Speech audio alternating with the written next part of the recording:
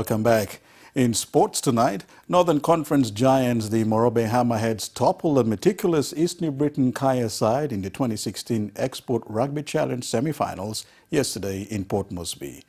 The Hammerheads walked out on a 25-14 win over the Kayas to now book their spot in the Export Rugby Challenge Grand Finals. The match between the East New Britain Kayas and Morobe Hammerheads was evenly matched in the first half.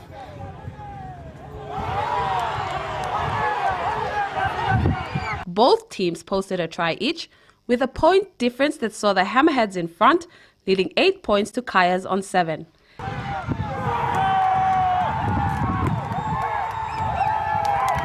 Hammerheads captain Clifford Varley guided play in the second half with the support of sturdy scrum half Robin Loma. Loma was then sent over the line to extend the Hammerheads' lead.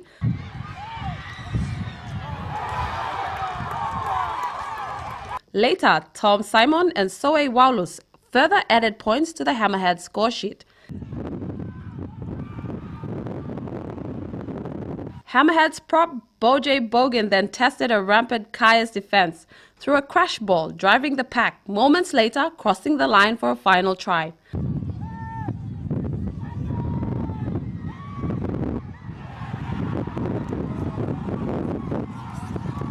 However, the Kayas weren't backing down for a late surge. Prop Pakop Moka rampaging past the Hammerheads' defense to score.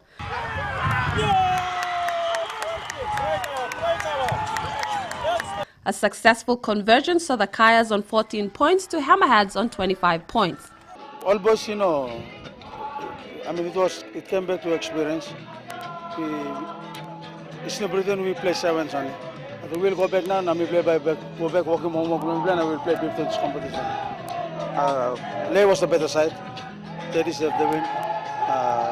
Couple of calls from the ref, but we can't blame the referee. It's all game. Good all supporters. The afternoon was a little bit disappointed. We came out second best. The Hammerheads continued their unbeaten run through to the grand final this weekend in Port Moresby. All boys look forward to it's like game come now. Result blame, it's not by chance or mistake. We prepared for it now. I'm come up, so we look forward to finals.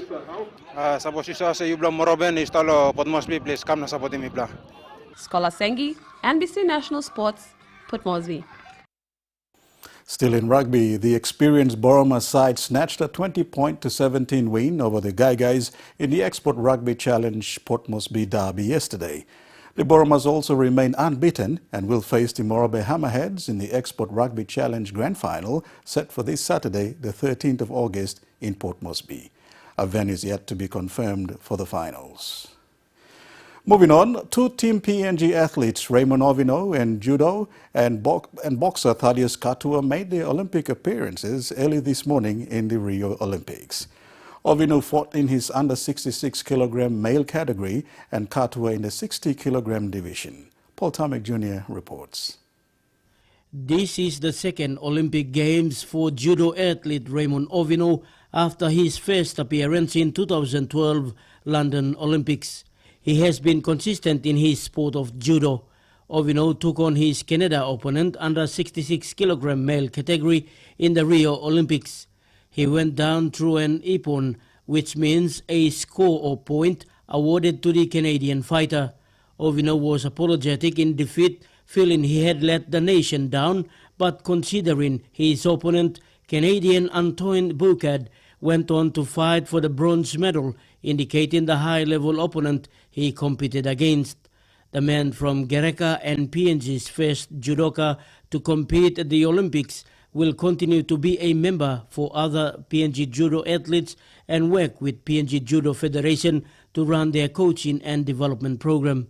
Team PNG also tasted defeat with boxer Thaddeus Katua going down to his Russian opponent Adlan Abdurashidov. However, his defeat was much more bitter taste with the majority of those watching the fight in the Rio Centro Pavilion 6 arena feeling Katua had deserved the win.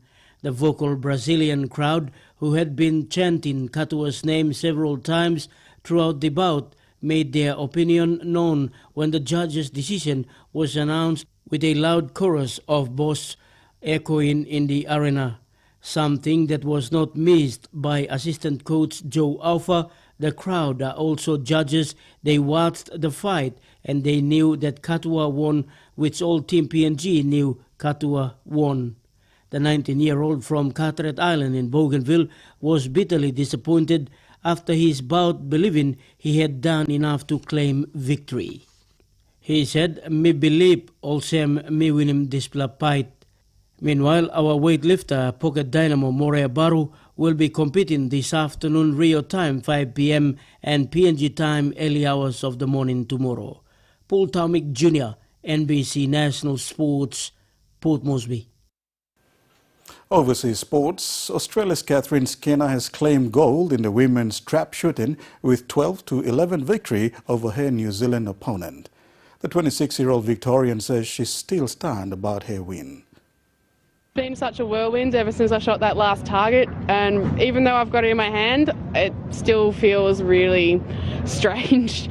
I can't quite believe I've got it. Just shooting that last one was like sealing the deal, but at the same time, because it's the Olympic Games and we've had such a big build-up to it, it's just incredible to be actually winning this event. Study's been one of the biggest sacrifices that I've had to make because I took 7 years to do a 4-year degree while doing this. So it's been a long road, but thankfully it's paid off. I've got a gold medal and I've got a degree, so I haven't sacrificed too much. Once I was 12, I went and got my little junior permit and started shooting, and Dad was my first coach. And then I started winning things, so I got picked up by the development squads, and well, now I'm the product and it's all paid off. I always thought I'd go off to an Olympic Games, but it's still quite amazing that I've got a gold medal in it now. It was big enough honour just to make one, but now to say that I've won it and I'm one of these few people that have got a gold is just incredible. It's so surreal. We see you again in 4 years. Now you've got your degree. You're going to continue to shoot. I sort of have to see for it. We've got some fantastic shooters up there, so it's going to be tough competition to get into it. So hopefully I'll be back to defend it, but we'll just have to wait and see then. Russia will appeal against the ban on its athletes competing in the Paralympics next month. International Paralympics Committee unanimously banned all Russians in the upcoming Rio Games because of the widespread doping culture that it says has polluted sports in the country. I believe the Russian government has catastrophically failed its para-athletes. Their medals over morals mentality disgusts me. Russia says the move violates the human rights of its athletes and it will take its case to the Court of Arbitration for Sport. And that's sports for tonight, Antonia. It's back to you. Thank you, Douglas. Stay with us. We'll return after the break with the finance news.